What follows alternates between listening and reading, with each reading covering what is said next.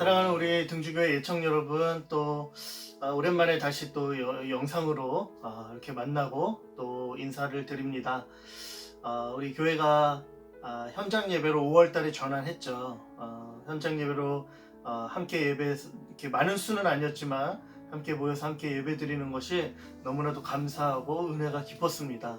다시 일상으로의 정상적인 예배 회복들을 기대할 수 있었는데 안타깝게도 계속적으로 코로나 확산 소식들이 들려오게 되어지고 또 교회 주변 등 우리 이웃 가운데 안타깝게 코로나 확진자가 많아지면서 현장 예배에서 온라인 예배로 다시 전환이 됐어요. 우리 지난주부터 온라인 예배만 드리고 있고 또 이번 주 아마 다음 주까지는 온라인 예배를 드리지 않을까라는 생각이 좀 듭니다.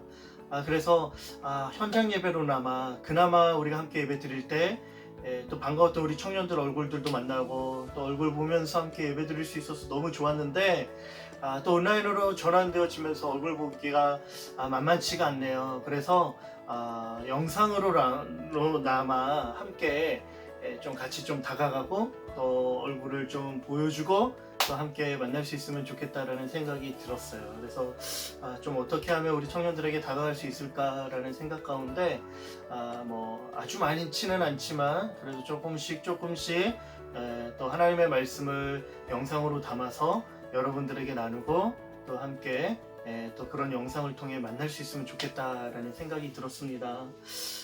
여러분들 우리 교회가 날마다 솟는 샘물이라는 우리 큐티 책을 가지고 매일매일 말씀 묵상을 하고 있어요. 우리 청년 예청 카톡방 같은 데 보면 또 청년들이 아침 일찍 그날에 묵상해야 될 그 성경 본문들을 올려주곤 하잖아요. 우리 청년들 매일매일 말씀 묵상을 하고 있죠.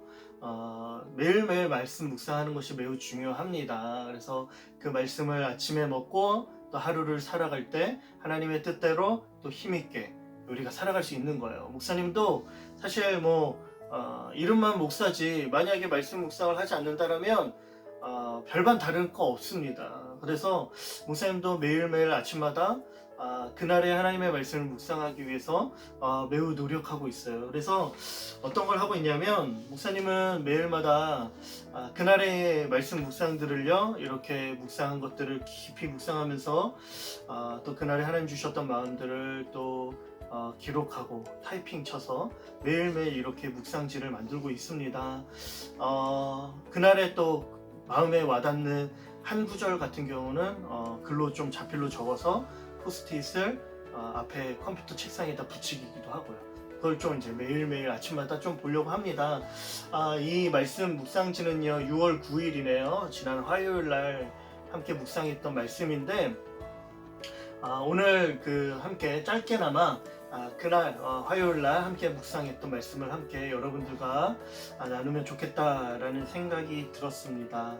신명기 말씀은요 여러분들 약속의 땅인 가나안 땅을 들어가기 직전에 마지막으로 출애굽 1세대가 끝나고 출애굽 2세대가 이제 그 땅을 정복하며 들어가려고 할 텐데 들어가기 직전에 모세가 모압이라는 평지 가운데서 마지막으로 설교하며 과연 어떻게 살아야 할지에 대해서 가르치는 장면들입니다.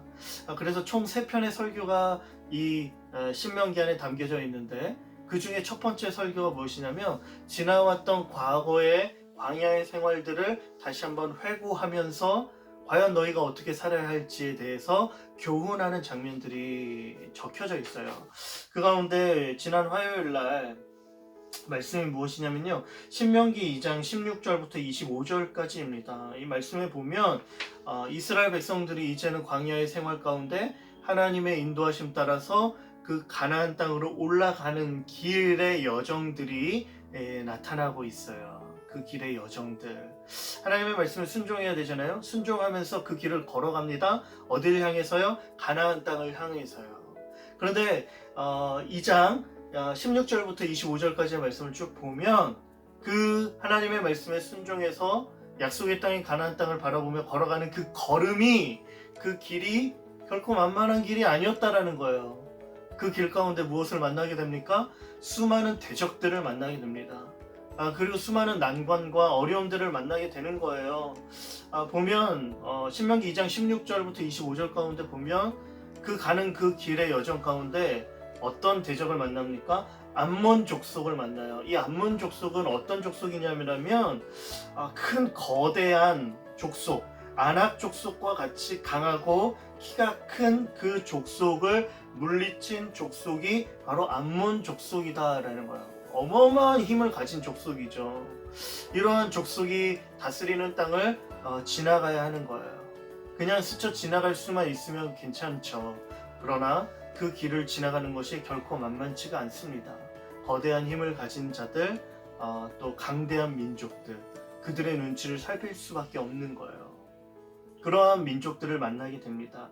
그래도 다행인 것은요, 그 길을 걸어갈 수 있도록 암몬 족속이 허락해 줍니다. 그런데요, 거기서 문제가 끝난 게 아니라 또 다른 문제가 다가오게 되는 거예요.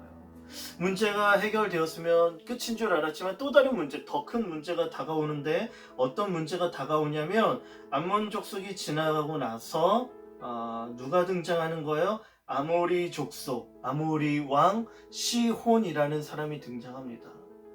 암몬 족속처럼 그 길을 그냥 지나갈 수 있게끔 통과해주면, 허락해주면 고마운데 이 아모리 족속과 또 이 아모리 땅을 다스리는 왕은 이스라엘이 그 땅을 지나갈 수 있도록 허락해주지 않는다는 거예요. 네, 많은 민족을 이끌고 와서 이스라엘을 대적하기 위해 싸우기 위해 나왔다라는 거예요. 어떻게 합니까?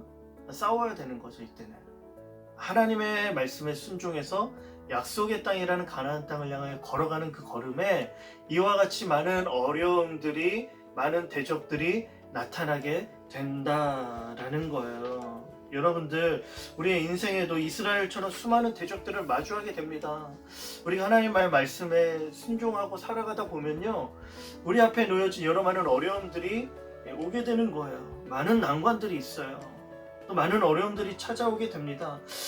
갑작스럽게 찾아온 코로나19 가운데 어때요? 우리 건강을 위협하는 일들이 생기죠. 여러 가지 경제적인 어려움들이 생겨요. 우리가 뭐 이런 날들이 올 거라고 예상이라도 해본 적 있나요? 그렇지 않죠.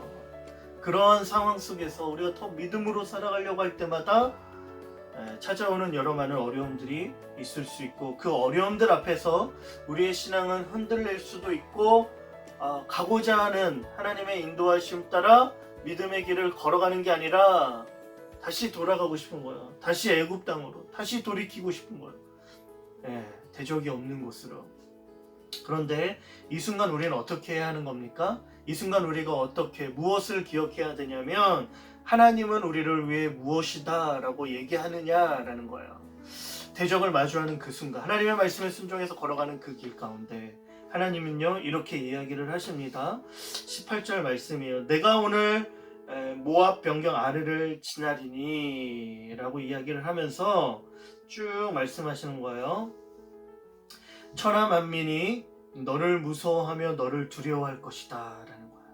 내가 모든 땅을 내 손에 넘겼은즉 이제 더불어 싸워서 그 땅을 차지하라 말씀하십니다. 앞만 봐도 이 말씀이요, 우리와는 조금 동떨어진 말씀처럼 느껴져요. 왜요? 우리가 올라갈 땅을 차지하고 있는 이 아모리 족속 또한 암몬 족속은요 우리보다 훨씬 강해 보이기 때문에 그래요.